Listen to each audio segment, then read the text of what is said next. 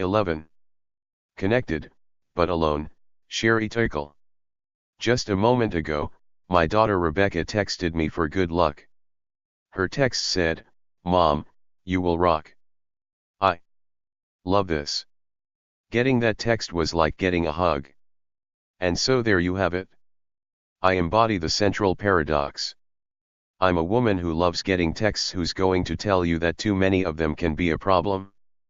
Actually, that reminder of my daughter brings me to the beginning of my story.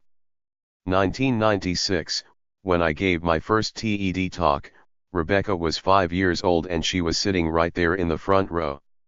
I had just written a book that celebrated our life on the internet and I was about to be on the cover of Wired magazine. In those heady days, we were experimenting with chat rooms and online virtual communities. We were exploring different aspects of ourselves. And then we unplugged. I was excited. And, as a psychologist, what excited me most was the idea that we would use what we learned in the virtual world about ourselves, about our identity, to live better lives in the real world. Now fast forward to 2012. I'm back here on the TED stage again. My daughter's 20. She's a college student. She sleeps with her cell phone, so do I. And I've just written a new book, but this time it's not one that will get me on the cover of Wired magazine. So what happened? I'm still excited by technology, but I believe, and I'm here to make the case, that we're letting it take us places that we don't want to go. Over the past 15 years, I've studied technologies of mobile communication and I've interviewed hundreds and hundreds of people, young and old, about their plugged-in lives. And what I've found is that our little devices, those little devices in our pockets, are so psychologically powerful that they don't only change what we do, they change who we are.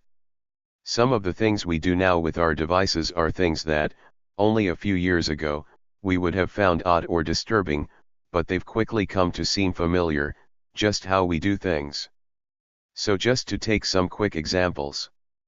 People text or do email during corporate board meetings. They text and shop and go on Facebook during classes, during presentations, actually during all meetings. People talk to me about the important new skill of making eye contact while you're texting. Laughter, people explain to me that it's hard, but that it can be done. Parents text and do email at breakfast and at dinner while their children complain about not having their parents' full attention. But then these same children deny each other their full attention. This is a recent shot of my daughter and her friends being together while not being together. And we even text at funerals.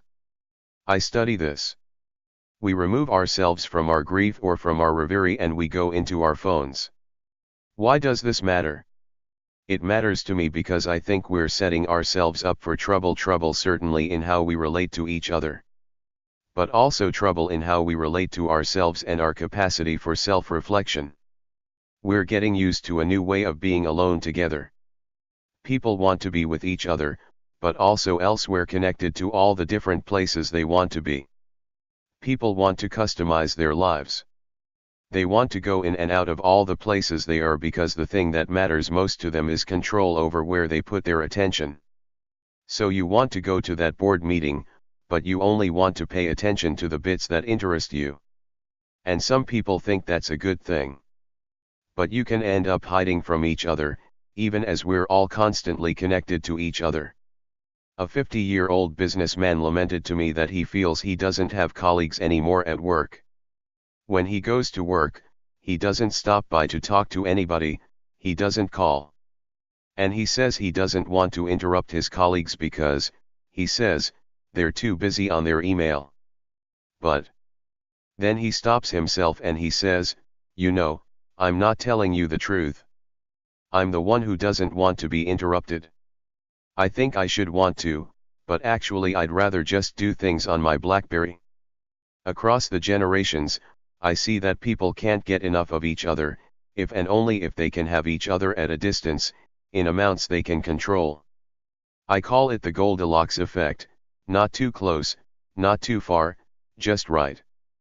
But what might feel just right for that middle-aged executive can be a problem for an adolescent who needs to develop face-to-face relationships. An 18-year-old boy who uses texting for almost everything says to me wistfully, someday, but certainly not now, I'd like to learn how to have a conversation.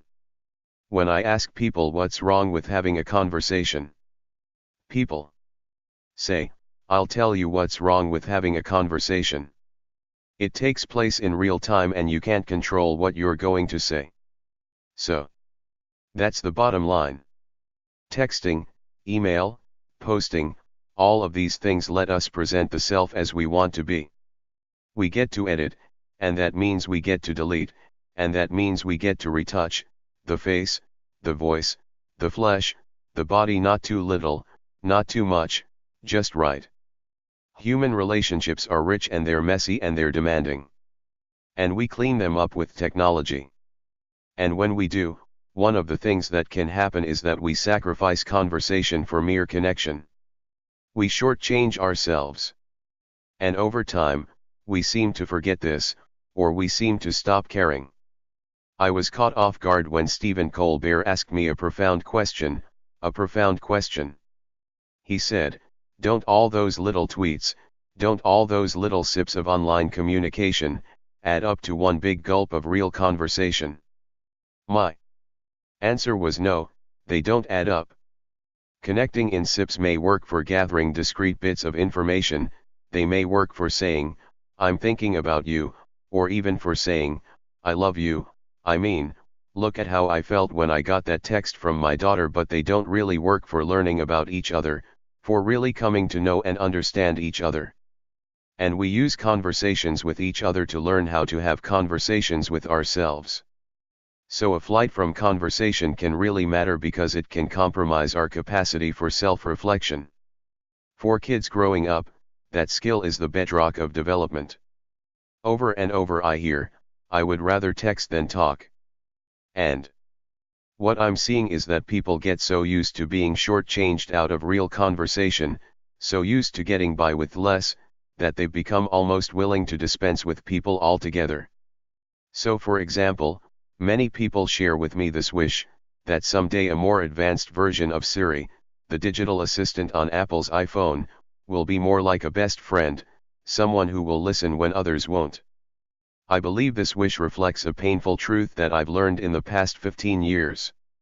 That feeling that no one is listening to me is very important in our relationships with technology. That's why it's so appealing to have a Facebook page or a Twitter feed so many automatic listeners. And the feeling that no one is listening to me make us want to spend time with machines that seem to care about us. We're developing robots, they call them sociable robots, that are specifically designed to be companions to the elderly, to our children, to us. Have we so lost confidence that we will be there for each other? During my research I worked in nursing homes, and I brought in these sociable robots that were designed to give the elderly the feeling that they were understood. And one day I came in and a woman who had lost a child was talking to a robot in the shape of a baby seal. It seemed to be looking in her eyes. It seemed to be following the conversation. It comforted her. And many people found this amazing. But that woman was trying to make sense of her life with a machine that had no experience of the arc of a human life. That robot put on a great show. And we're vulnerable. People experience pretend empathy as though it were the real thing. So during that moment when that woman was experiencing that pretend empathy, I was thinking, that robot can't empathize. It doesn't face death. It doesn't know life. And as that woman took comfort in her robot companion, I didn't find it amazing, I found it one of the most wrenching, complicated moments in my 15 years of work. But when I stepped back, I felt myself at the cold, hard center of a perfect storm. We expect more from technology and less from each other. And I ask myself, why have things come to this? And I believe it's because technology appeals to us most where we are most vulnerable. And we are vulnerable. We're lonely, but we're afraid of intimacy. And so from social networks to sociable robots, we're designing technologies that will give us the illusion of companionship without the demands of friendship. We turn to technology to help us feel connected in ways we can comfortably control. But we're not so comfortable. We are not so much in control. These days, those phones in our pockets are changing our minds and hearts because they offer us three gratifying fantasies. 1. That we can put our attention wherever we want it to be. 2. That we will always be heard. And 3. That we will never have to be alone. And that third idea, that we will never have to be alone, is central to changing our psyches. Because the moment that people are alone, even for a few seconds, they become anxious, they panic, they fidget. They reach for a device. Just think of people at a checkout line or at a red light. Being alone feels like a problem that needs to be solved. And so people try to solve it by connecting. But here, connection is more like a symptom than a cure. It expresses, but it doesn't solve, an underlying problem. But more than a symptom, constant connection is changing the way people think of themselves. It's shaping a new way of being. The best way to describe it is, I share therefore I am. We use technology to define ourselves by sharing our thoughts and feelings even as we're having them. So before it was, I have a feeling, I want to make a call. Now it's, I want to have a feeling, I need to send a text. The problem with this new regime of I share therefore I am is that, if we don't have connection, we don't feel like ourselves. We almost don't feel ourselves. So what do? We connect more and more. But in the process, we set ourselves up to be isolated. How do you get from connection to isolation?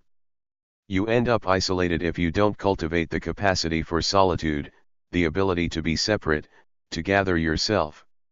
Solitude is where you find yourself so that you can reach out to other people and form real attachments.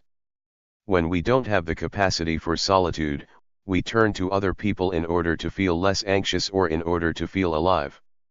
When this happens, we're not able to appreciate who they are. It's as though we're using them as spare parts to support our fragile sense of self.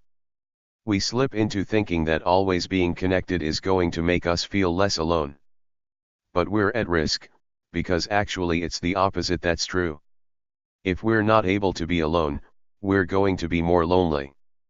And if we don't teach our children to be alone, they're only going to know how to be lonely. When I spoke at TED in 1996, reporting on my studies of the early virtual communities, I said, those who make the most of their lives on the screen come to it in a spirit of self-reflection. And that's what I'm calling for here, now, reflection and, more than that, a conversation about where our current use of technology may be taking us, what it might be costing us. We're smitten with technology.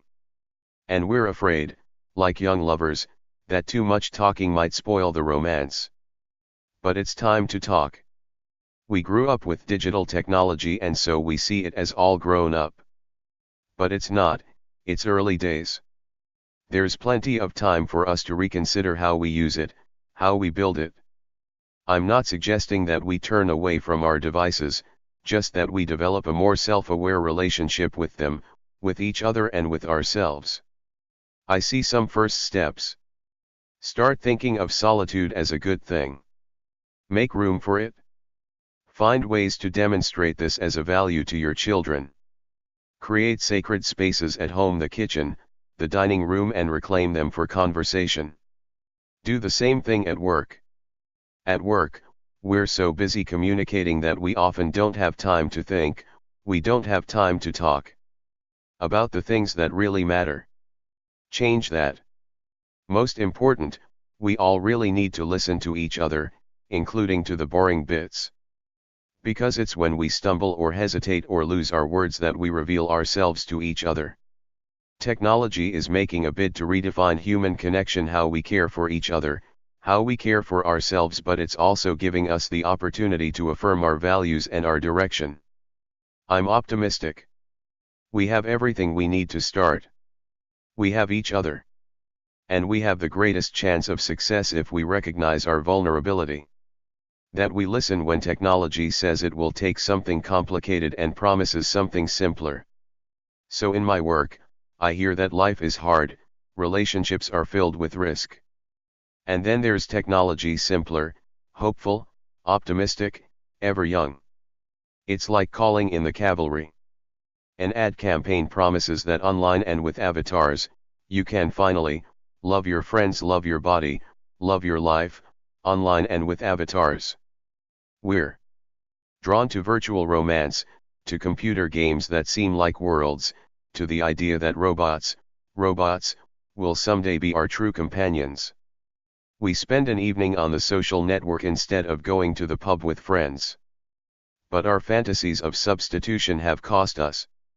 Now we all need to focus on the many, many ways technology can lead us back to our real lives, our own bodies, our own communities, our own politics, our own planet. They need us. Let's talk about how we can use digital technology, the technology of our dreams, to make this life the life we can love. Thank you.